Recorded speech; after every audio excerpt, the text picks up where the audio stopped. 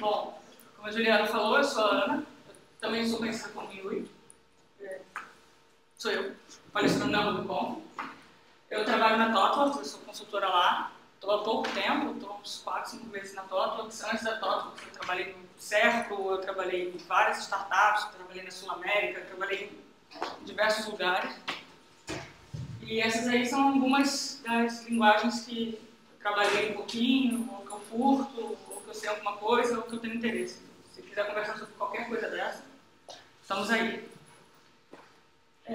Bom, para falar de boas práticas de código, eu tenho essa incrível tirinha que diz como você mede a qualidade de um código. Na verdade, é a quantidade de what the fuck, ou que porra é essa, ou whatever, que você vê o código. Quando tem pouco, tá de boas, quando tem muito, né, temos que ver isso daí. E sempre que a gente pensa em código feio, vem na minha cabeça o que contribui para esse código ser feio, né? O que faz ele ser feio. E aí vem, eu quero terminar rápido essa porra, todo mundo faz desse jeito, por que eu vou fazer diferente? Pô, eu tenho que começar a fazer agora, terminar agora, senão meu chefe tá ali no meu pé, depois eu refatório isso aí. Pra que eu vou fazer direito isso daí? Já tô de saco cheio desse projeto, não vai me levar a nada. E pra mim o melhor de todos que tá tudo pronto, só falta testar. Tipo, como assim? E a motivação do por que o código continua feio. Ele continua feio porque quem é experiente e sabe como fazer a coisa direito em geral acaba saindo do projeto depois da fase de arquitetura e alguma coisa do tipo. Os novos desenvolvedores que entram, mesmo que eles sejam experientes, eles ficam lá com aquele medo de tocar no código do outro, não sabe o quanto aquela pessoa vai se incomodar ou não de estar mexendo naquilo ali. O mito que você refatorar ou melhorar o código demora muito tempo, ou fazer isso certo de primeira vai demorar muito tempo, você tem que entregar logo. E vem aquela pergunta, caraca, não, o que podemos fazer para isso não rolar? E eu sempre começo falando, relaxa, calma, tá tranquilo, tá favorável. Começa usando nome significativo, nada de variável A, variável B, variável C, ou então aquelas abreviações. Esses dias eu peguei um código com umas abreviações que eu fiquei, velho, o que isso faz? Da onde veio? Para onde vai? Teve uma empresa que eu trabalhei que chegava num nível que as classes tinham o nome das filhas do programador, sabe? Aí, tipo... velho, tinha a classe Cláudia, era a classe Francine, e eu ficava, velho, eu não sei o que isso tá fazendo, sabe? E a parada era, tipo, em COBOL, sabe? Eu fiquei, velho, por que a pessoa fez isso, sabe? Então, use nomes significativos para a classe. Eu sei que é difícil, mas perde ali aquele 1 minutinho do seu dia escrevendo direito, porque senão depois fica zoado. E comentários. Comentários é um assunto polêmico, porque eu sempre digo o seguinte, não, por favor, não usa comentário, sabe? Comentário é pra você usar, tipo, delicado, com pouquinho, sabe? Com parcimônia, não usa muito comentário, não. Porque toda vez que você usa um comentário, eu, pelo menos, quando vou revisar o código, eu mato um gato, sabe? Tipo, gatinhos, aquelas coisas fofas.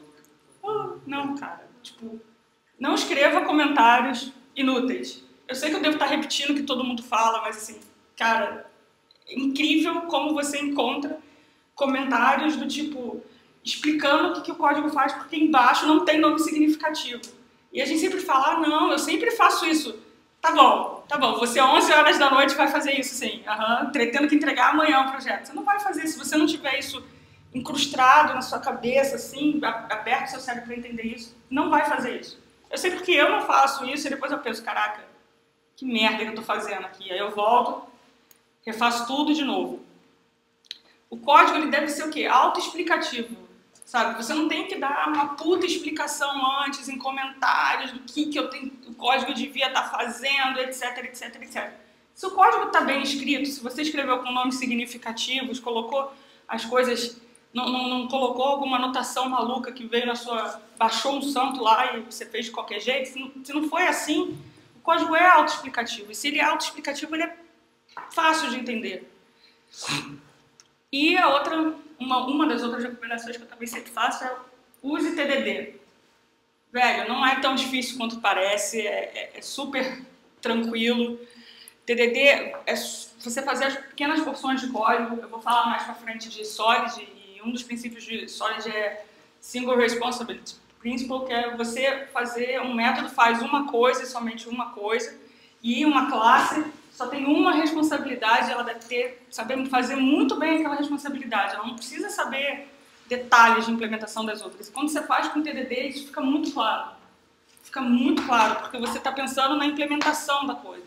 E aí você extrai aquilo e consegue pensar exatamente só no que deve fazer. É desenvolver só o necessário, só o que precisa mesmo. E é para você fazer a refatoração sem medo. Cara, se o seu código está testado, se tem uma cobertura maneira de testes, e cobertura maneira de testes não é 100%, porque toda vez que eu vejo um código 100% coberto, eu fico tipo, pô, pode ser que isso aqui não esteja tão bem testado assim. Toda vez que o negócio está bem testado, você consegue pegar e refatorar aquilo para fazer uma coisa melhor, ou menor e melhor, ou qualquer outra coisa, porque você vai sem medo. Se você não tem teste, caraca, você faz e não sabe se está falhando porque você mudou ali, você não sabe se aquilo está refletindo em várias outras coisas, você não sabe o que está acontecendo. E aí, realmente, aquilo que eu falei lá atrás, de o cara entra no projeto e fica com medo de mexer no código do outro. É basicamente por conta disso, porque não tem teste. Como é que você vai mexer no código do outro e ter certeza de que você manteve o contrato, que você manteve fazendo tudo o que devia fazer? Não tem como. E esse é o... Não sei se ficou bom de ler, mas esse é o ciclo básico do TDD, que é o Red, Green, Refactor. Ou seja, você escreve o teste primeiro, aí vai estar no Red, você não está falhando o teste. Aí você faz o mínimo código, ou não precisa ir, tipo, eu tenho que voltar 42, eu vou botar só 42. Quando você está ali num dojo, está só treinando, é até uma boa para você pegar aquilo como prática. Mas no dia a dia, eu pelo menos não faço assim, eu deixo o teste quebrar, beleza, e agora? Como que eu implemento aqui para poder o teste passar? E aí você vai pro green, beleza, agora o teste está passando. E aí depois de um tempo, ou no mesmo dia, whatever, eu geralmente faço no mesmo dia, logo em seguida, faço passos de refactor, para poder refatorar aquilo e ter certeza de que eu fiz realmente o melhor, o teste está passando e está tranquilo. O que eu faço em seguida, em geral, é emitir um pull request, e aí alguém vai revisar aquele código e aí vai ver se está tudo certinho, se está tudo batendo. Essa prática de ter pull request também é bem boa, ela é bem tranquila para você poder conseguir ter um code review maneiro. E o assunto que eu mais gosto nessa conversa, que é o Solid, que são 5 princípios que eles foram escritos pelo Uncle Bob no livro. Ele pegou 5 princípios de boas práticas de código, que foi o princípio da única responsabilidade, classes abertas e fechadas, substituição de liscódigo, segregação de interfaces e inversão de dependências. O bacana do Solid é que eles são 5 princípios isolados, mas que você implementando um acaba impactando na implementação do outro e acaba facilitando as outras, e tudo isso é muito facilitado se você fez testes, fez TDD, fica chuchuzinho. E vocês vão ver várias dessas figuras explicando o que é os princípios do Solid, que eu acho que é bem ilustrativo, né? Essa diz que Solid não é um jogo de Jenga. Não sei se vocês sabem qual é o jogo de Jenga, mas é aquele jogo que tem umas ripinhas de madeira e você vai empilhando e depois você vai tirando e colocando por cima. E aí eu vou ter um GIF de tipo, software desenvolvimento de software pode ser tanto um jogo de Jenga assim, que você consegue tirar a última pecinha e it's magic, vai perfeito. Como pode ser assim, ó, você vai colocar uma parte nova e desmorona tudo, sabe? E ele fala que não é um jogo de Jenga. Já veio caindo antes. Mas você tem como saber se o código já... Você tem como saber se o código já... Eu acho que é um jogo de Jenga dos dois lados, né? Você tem como saber que já está caindo antes, que aquele código já está zoado antes. Você tem que, tipo... Todo mundo tem que pensar em fazer a parada acontecer de maneira bacana, né? Enfim. E aí começa com o princípio da responsabilidade única. Tipo, não é porque você pode, que você deveria fazer. É o que a imagem está dizendo, e basicamente isso aí é um canivete com 200 milhões de opções. Tipo, não é porque você pode ter um canivete assim que ele vai ser realmente útil e vai ser realmente bom para você, que vai ser realmente fácil.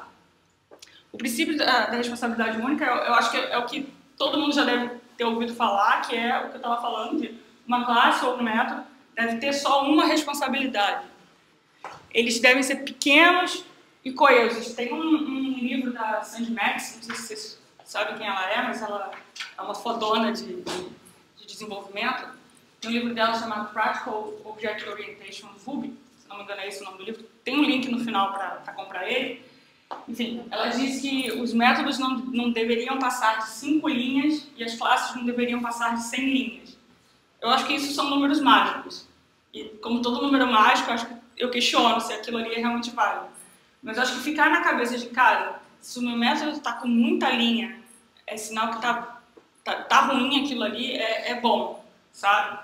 Às vezes não dá para fazer um método só de 5 linhas, né? E aí, para recorrer a isso, você tem que fazer aquelas mágicas do Ruby, fazer inject e bota com map no final, não sei o que. Começa a ficar magia negra, funciona, é bacana, mas não é legível. E legibilidade é uma parada que conta muito. Mas é uma métrica bacana você ter noção de que, olha, tem 20 linhas aqui esse meu método. Será que ele está realmente fazendo só uma coisa? Será que ele está coeso o suficiente? Será que ele está resolvendo só um problema? Será que quando eu escrevi o teste para fazer esse método, eu não escrevi um teste genérico demais? E aí eu não tenho que escrever um outro teste para testar uma parte daquele código e extrair aquilo ali? Quer dizer, é bom ter isso na cabeça. Você mantendo esse código pequeno e tal, ele fica super fácil de refatorar, de você manter, de outra pessoa chegar lá e ler que, pô, aquele código tá bacana, aquele código, eu entendo o que ele faz, mas ele está fazendo errado, eu tenho que mudar ele aqui agora. Fica muito mais fácil. Se você tem um método, uma classe com... Eu peguei uma classe uma vez que tinha mais de 1.500 linhas e aí tinha um método que tinha 6 ifs alinhados, e eu fiquei, cara... E aí ele tinha um nome de tipo, calcula desconto de não sei o que lá das contas. Eu falei, velho, por que tava toda a regra de negócio dentro daquilo ali, sabe? Será que devia estar tudo ali mesmo, sabe? Eu extraí em 5 métodos e ficou mais fácil de entender. Depois eu vi que, cara, não, 5 métodos ainda é pouco. E aí você vai extraindo. Quando você tem teste, é tranquilo, é fácil. O segundo princípio é o princípio de classe, open aberto, né? Tipo, Open Chest Security, not minimum pura code, ou seja, para você botar um casaco, você não precisa tipo, abrir o seu peito todo e botar um casaco. É fácil, assim, as classes devem ser abertas para estender, ou seja, você pegar aquela classe e usar ela, em Ruby geralmente a gente faz extensão por include, né? Faz um módulo e dá include nesse módulo. A classe deve ser aberta para isso, então o módulo, que é uma classe também, um tipo de classe também, né, deve ser fácil de você estender aquilo, para botar aquilo dentro de uma outra classe, fazer uma composição, e deve ser fechada para modificação, ou seja, eu modifico muito pouco isso daqui. Por quê? Quando a gente vai fazendo o diagrama de classes, nessa coisa chata que tem no ML, mas quando você vai pensando na herança entre as classes e tudo mais embaixo deve ser mais mexível do que mais em cima. Vocês vão ver que tem um outro princípio que fala disso também, mas é basicamente isso. As classes você deve conseguir estender. Então aqui em cima vem estendendo aqui para baixo. Só que aqui em cima eu mexo muito pouco. São as coisas mais estáveis do código, devem estar aqui em cima, sabe? E aí você consegue estender elas, em vez de ficar modificando ali para poder... Porque você não sabe aonde vai impactar. Você não sabe o que vai acontecer com aquilo ali. Isso faz o quê? Diminui o acoplamento entre as classes. As classes ficam mais coesas e ficam menos acopladas. Ou seja, você pode conseguir pegar aquela classe ali, jogar ela fora, substituir por uma classe novinha em folha, contanto que ela mantenha os contratos. Isso é muito bom, porque você não sabe quando vai mudar a sua regra de negócio. Seu projeto hoje pode estar ok, ninguém está perfeito, mas daqui a um ano pode ser que queiram mudar as classes de lugar, queiram mudar as regras de negócio, e você tem uma regra de negócio nova. E aí deve ser fácil você conseguir acoplar essas coisas ali, porque as classes não estão tão acopladas, digamos assim, né? Deve ser fácil você chegar e só mudar o switch, só virar a chave. próximo princípio é o princípio de substituição de Liskov, que a classe pode parecer com a outra, mas se ela precisa de baterias, um pato pode parecer com o outro, né? Se ele precisa de baterias, tem alguma coisa aí que está soando mal. Antes de explicar, eu queria falar quem é Barbara Liskov, já que a gente tem tão poucas mulheres que são citadas na tecnologia. O princípio de Liskov foi criado por essa senhorinha aí, muito simpática, a Barbara Liskov, que é uma cientóloga da computação, há anos e anos e anos nessa indústria vital. Ela é professora do MIT. Ela criou uma linguagem de computação chamada CLU, que ninguém conhece, mas todo mundo usa as coisas que ela criou na CLU. Por exemplo, sabe o for each que a gente tem em Java, em Ruby também? Aquele for, blá blá blá, in collection, e aí vai descendo. Isso foi criado nessa linguagem CLU. A outra coisa que foi criada nessa linguagem CLU é a palavra-chave yield, que todo mundo usa quando vai botar um bloco para passar, que coloca yield para poder renderizar. Então, isso também foi criado nessa linguagem CLU. Então, assim, vocês nem conhecem ela, mas vocês usam as coisas dela com frequência. Ela venceu um prêmio Turing, que é um prêmio que a ACM, que é uma das maiores instituições acadêmicas do mundo, né, dá para os melhores cientólogos. Ela ganhou, se não me engano, em 2008. E ela tem diversos artigos acadêmicos. Assim, ela é, tipo, eu sou fã dela porque ela é foda, entendeu? E, inclusive, tipo, ela é foda e super, parece ser, né, não conheço pessoalmente, ela parece ser super tranquila, tipo, no livro da linguagem CLU, você vê que tem uns 8 autores, aí você fala, nossa, gente pra caralho escreveu. Aí depois você descobre que, na verdade, os outros 7 eram orientandos dela, que ela resolveu botar o crédito na linguagem, sabe? Tipo, ela é super tranquila. Esse princípio aí também chama de ducktyping. Exatamente, é o princípio de ducktyping. Ela criou o ducktyping, né, basicamente. Né? O princípio da substituição de Liskov é uma classe pode ser substituída pela sua subclasse sem nenhuma perda de nada. Por quê? Porque as classes estão mantendo um contrato entre elas. Ou seja, você consegue trocar uma classe, por exemplo, vou pensar num exemplo.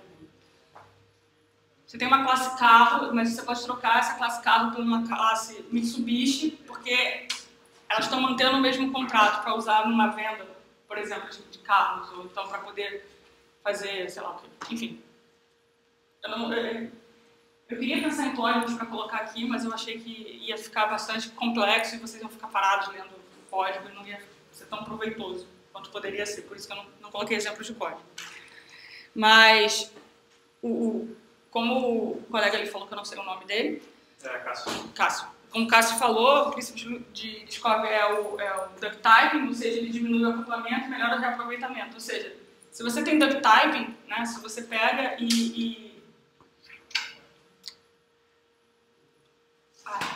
fazer um exemplo de uma classe de posto. E aí, por exemplo, tem várias classes que são diferentes. É o exemplo mesmo método, aí passa a classe específica lá para o método que vai calcular. E aí, tipo, só que como todos têm o mesmo método de calcula. Porque isso é altamente ligado também, o ducktyping, nesse caso de imposto, ele é altamente ligado também a uma outra parada, que eu não vou falar aqui, mas enfim, que é design pattern de adapter. Você tem uma adaptação das coisas. Porque quando você vai usar design patterns, que é uma outra palestra minha, você também diminui o acoplamento usando o ducktyping para poder adaptar mais fácil as coisas, aproveitando essas coisas do... Em vez de encadear um if, tu tem o mesmo método, aí tipo, tu só espera a classe específica que vai... Você manteve o contrato dela. Né? Por isso que eu estou o tempo inteiro batendo, tipo, mantém o contrato, mantém a classe coesa, né? Composição acima de herança, né? Em vez de você herdar um comportamento, é melhor você compor o comportamento. Ou seja, você pode ter vários includes e uma só herança em Ruby, por exemplo. É melhor você fazer vários jeitos de compor uma classe do que só pegar e herdar de outra que faz 200 zilhões de coisas. Segregação de interface.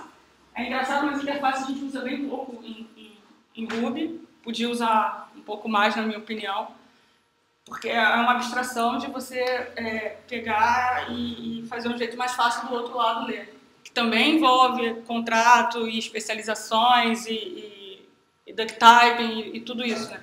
Todos esses princípios eles são ligados e eles levam a um mesmo lado, a uma mesma coisa.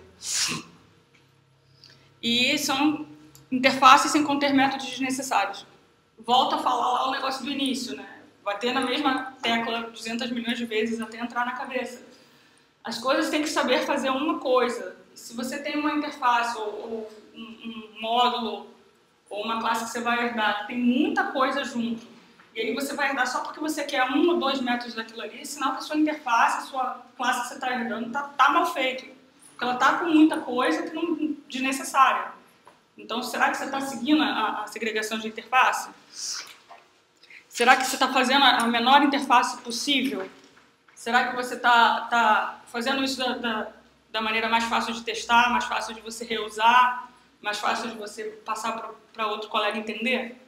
Porque eu sempre penso assim, né? Você escreve o código como se tivesse o próximo cara que vai ler aquilo, o próximo serzinho que vai ler aquilo ali, ele é um assassino em série, sabe?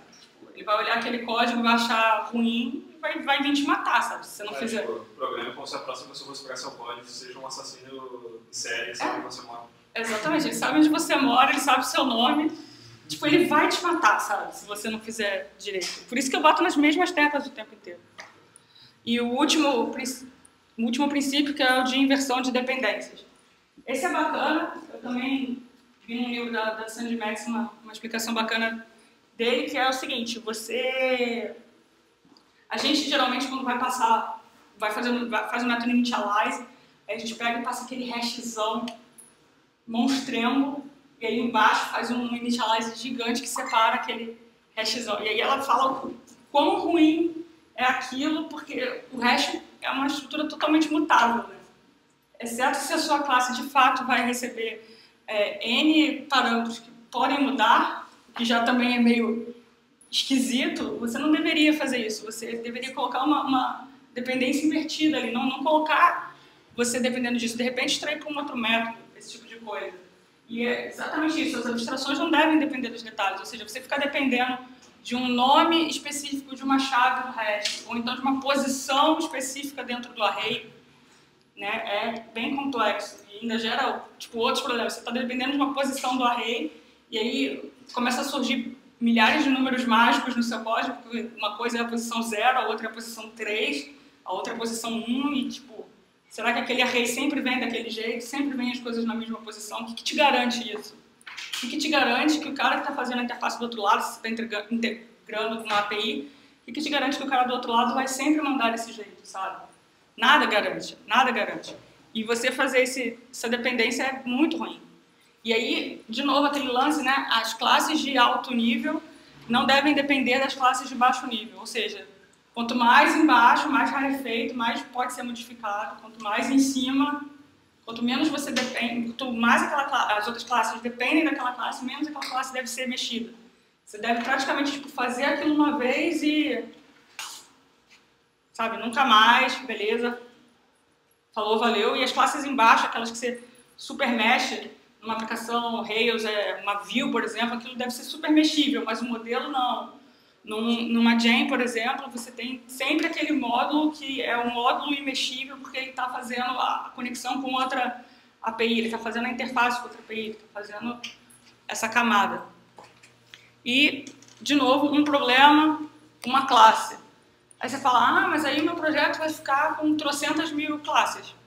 Tudo bem, 300.000 classes pode trazer uma certa complexidade, mas o problema maior é você pegar uma classe zona e você nomeia aquela classe de classe Deus, né? Ela é onipresente, onisciente e, sabe, ela sabe tudo, né? E essa justamente vai ser a classe que o assassino em série vai olhar e vai ver e vai pegar o seu telefone, ok, eu vou te ligar 7 days, né? Samara vai te matar. E você tem uma inversão de dependência, você tem mais flexibilidade para troca de dependências. No exemplo do imposto, que é um exemplo para N coisas, mas no exemplo do imposto é justamente se em algum momento imposto sobre serviço, ICMS, perdão, tem diferença entre as cidades, né, do país. E se você tem um e-commerce, por exemplo, você vai ter que implementar isso, porque você vai ter que fazer a separação na nota fiscal. E você tem uma troca de dependências aí, você tem uma troca de algoritmos, né? Você tem uma troca de coisas aí.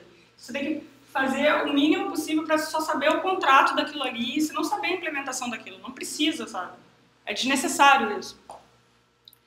E tem que ter isso aqui, esse quadrinho também, sempre em mente, né? O que o cara disse, o que você entendeu, o que foi planejado, desenvolvido, o que foi descrito, o que foi documentado, detalhado, o que foi pago, enfim.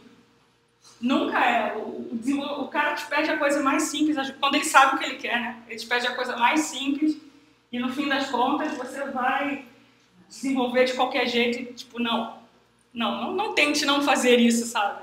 Tem que ser bonzinho, tem que ser bacana com as pessoas. E não tem bala de prata. Eu falei várias boas práticas aí, elas não são balas de prata, não vai resolver todos os problemas da humanidade, não vai resolver todos os problemas do seu código, mas é bom ter essas coisas em mente. É bom sempre relembrar de como foi as coisas, de que você tem que fazer, de que tem um assassino atrás de você, você tem que fazer bem feito. Você fazer mal feito o código é a pior parada. Você mesmo depois vai ler aquilo e não vai saber como você vai continuar o código, sabe? Eu tô num projeto agora que está em Ruby, e aí eu sempre penso assim, cara, quando dá sexta-feira, né, porque você fica 2 dias sem olhar aquele código pra segunda, né, porque é fim de semana. E, cara, quando a gente não toma esses cuidados assim, quando chega na segunda-feira, eu mesma olho o código que eu sei que eu que escrevi e fico, cara, o que eu tava pensando aqui? O que eu tinha que fazer aqui? E toda vez que sexta-feira eu fiz o código joinha, chega na segunda-feira, pô, já tô ligada, já sei como eu vou continuar daqui. Então, assim, às vezes não é nem pro outro, sabe? Às vezes o assassino em série não é nem outra pessoa, é você mesmo que fica assim, lê o código e fala, cara, quer desganar quem fez esse código. E quando você dá o git blame, opa, acho que eu vou me esganar aqui. Enfim, é só isso. Esses são os 3 livros básicos, assim, que eu acho que é muita boa referência para você ler. Nos meus links, são as minhas referências e é só. Acho que é isso. Aí tem os meus contatos aí, vocês podem me achar no Twitter. O meu blog que não tem nenhuma postagem, porque eu refiz ele há pouco tempo, e os meus e-mails. Ou então, se quiserem falar comigo, eu vou estar no stand da ThoughtWorks o dia todo. É só isso. Vocês têm alguma pergunta? Pode falar. Não. Você falou lá nisso que você tinha pavor de injetar método de classe, que estava complicado. Não é injetar método em... Você não usou o termo real, você não gostava de ver código, de ficar injetando método, criando métodos dinamicamente, uma coisa assim, não é? Assim, não é que eu tenho pavor disso, é só que se você tem, tipo, um hash, que você não sabe, você sabe todas as chaves naquele momento, mas que pode mudar porque vem de uma API externa, vem de um código que não é seu, não é que eu tenha pavor disso, mas quando você bota isso logo no teu initialize, que vai tratar... Foi bem antes, pô. Eu só falando assim, o método tem que ter no máximo 5 linhas, a classe tem que ter no máximo 100 linhas. Mas você pode, de outro jeito, em vez de fazer aqui, include ficar injetando métodos, cara, criando métodos de cara dinâmica. Uma coisa que falou assim, lá no início, cara, da apresentação. Depois eu escuto o teu áudio. Eu mesma vou escutar o meu áudio e vou lembrar aqui. Eu acho que eu também escutei isso. Eu acho que era uma parte que tu falou, dá até para resumir, só ficou um pouco mais complexo de entender depois. Tu falou, tipo, de estender, não sei o que, ele faz um include lá em cima, acho que é uma coisa assim. Gente! Desculpa, gente. Alguma coisa. Seria uma classe que inclui vários módulos, não, né? Eu acho que era isso. Tipo, tu cria um módulo e aí tu dá um include e aí tu estende a partir. Acho que ela falou que é para usar include em vez do extend. Extender classe na verdade, você fazer herança, estender uma classe é ruim. Não é... Tipo, na verdade, não sou nem eu que estou falando isso, não. Você pega o livro de Design Patterns, a literatura da Sandy Metz, que fala de Ruby, você vai ver que é sempre composição over herança, assim, tipo, inheritance over... composition over inheritance. Tipo, sempre preferir dar include nas coisas do que fazer uma classe maior com métodos muitas vezes desnecessários para ser herdado pela classe menor, porque fica difícil de entender. E aí, às vezes, é melhor você fazer mais rarefeito, fazer vários módulos e dar include e ir compondo o grosso daquela classe. É isso?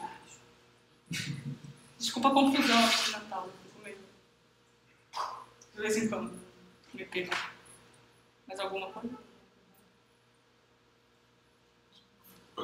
Você costuma pegar a gente consagrado e analisar o código e ver como é escrito, bem escrito ou não? Assim, às vezes eu... Sim, qual você recomenda para estudar? Qual que eu recomendo para estudar? Assim, tem algumas gens que são bacanas, mas ao mesmo tempo você vê umas palavras que o cara fez isso. Principalmente aquelas gens que você usa no Rails, que você só dá um include e faz embaixo, tipo, device, você faz isso. É bom ler o device, por exemplo, ele te mostra várias paradas, você vê como eles fazem as paradas de login e tal, mas ao mesmo tempo você vê que todos esses princípios aqui às vezes são balela, sabe? O cara teve na hora que fez, mas depois ele faz uma outra parada, tipo, faz um módulo, que é o módulo que você importa, você dá include na sua classe, mas dentro desse módulo, quando você vai ver, ele dá include em 7 outros módulos, sabe? Aí você fica, por quê, sabe? E, na verdade, ele usou uma composição ali, mas na hora de você usar, você tem que dar include naquele cara que faz um monte de coisa, e você não vai usar aquilo, você só vai usar um método daquilo. Então, assim, toda vez que você pega alguma gen muito consagrada, que você está acostumado a dar include já nos módulos dela, quase sempre isso acontece, de acumular o módulo que você importa, na verdade é um módulo com um monte de coisa que você não usa. E aí você fala, pô, ele seguiu aquilo ali, ele até seguiu, só que a gente usa o que está na documentação e o que é mais fácil, vou só dar include aqui que vai funcionar. Só que o foda disso é que o cara, na verdade, você está importando um monte de coisa que você não deve. Então, assim, estudar a gen é legal para você saber que existem esses módulos específicos e, às vezes, você só precisa importar aqueles módulos em específico e, em vez de usar o módulo geralzão que faz tudo. Eu gosto muito de ler o device, que é de autorização, a refatoração que foi feita no CanCanCan, que é uma refatoração do CanCan, né, que foi eu gosto bastante de ler essas gens. As gens do Tenderlove são bem boas, todas elas são bem legais de ler. Enfim, eu estou sempre estudando coisas diferentes, então tem bastante referência. Vamos continuar. Você conhece alguma gen que faz esse trabalho de linter para ficar analisando o código? Tem o Rubocop, que é usado até pelo Code Climate, para dar aquelas notas do Code Climate. O problema do Rubocop é que, às vezes, ele tem umas coisas que você fica meio na dúvida se você faz ou não faz. Por exemplo, ele reclama quando você bota... Se dá require, aspas duplas, aí o nome de alguma coisa, aspas duplas. Aí ele diz, ele manda você mudar para aspas simples. Normalmente, eu concateno string normalmente com mais. String mais outro string, né? Quando é algo simples. Ele fala para, em vez de usar o mais, usar uma barra, usar umas outras coisas. É bom você usar, mas é a mesma coisa. Tudo com parcimônia, sabe? Tudo com cuidado para ver se vale a pena ou não. Tem plataforma até que lançou um produto chamado Edit. Pode lá, você jura que você vai trocar, você vai parar de programar. Mas o Rubocop é a mesma coisa, sabe? Eu botei o Rubocop outro dia numa classe minha e aí quando eu vi, eu fiquei, caralho, cara, drop the table, sabe? Larga essa porra toda, tô aqui anos e anos e não sei porra nenhuma, sabe? É bacana, não precisa tentar zerar os pontos lá, para saber o que fazer. O bom dessas paradas, na verdade, é você descobrir que existe outro jeito de fazer aquilo, sabe? Você descobrir que tem outro jeito de você fazer string multiline, ou então que às vezes o método que você está usando está complicando mais do que ajudando, né? O Code Climate, se não me engano, e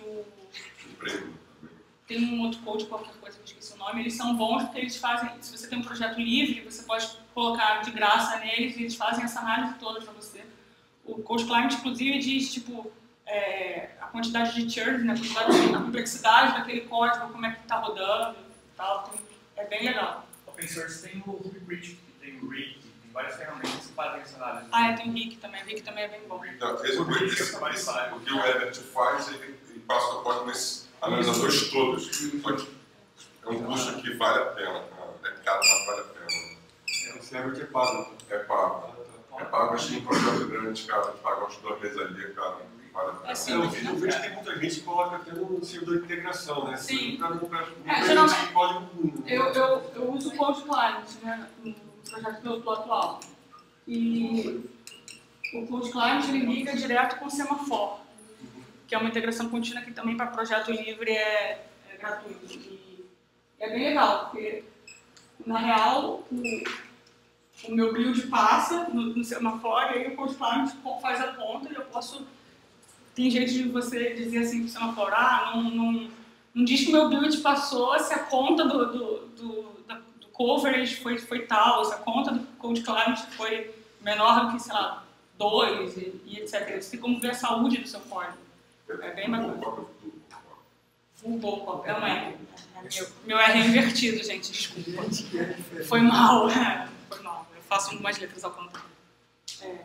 É isso. Mais alguma coisa? Não? Obrigada, gente.